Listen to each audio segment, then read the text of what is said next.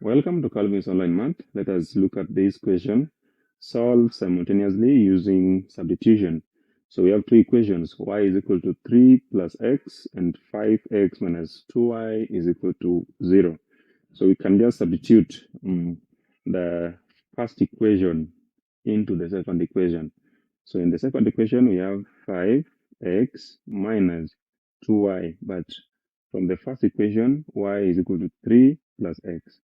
So y, we write 3 plus x, and that is equal to 0.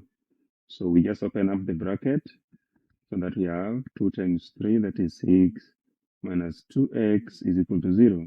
So now we just leave the x's on the left-hand side. So we have 5x minus 2x, that is 3x. Then we take negative 6 to the right, it becomes positive.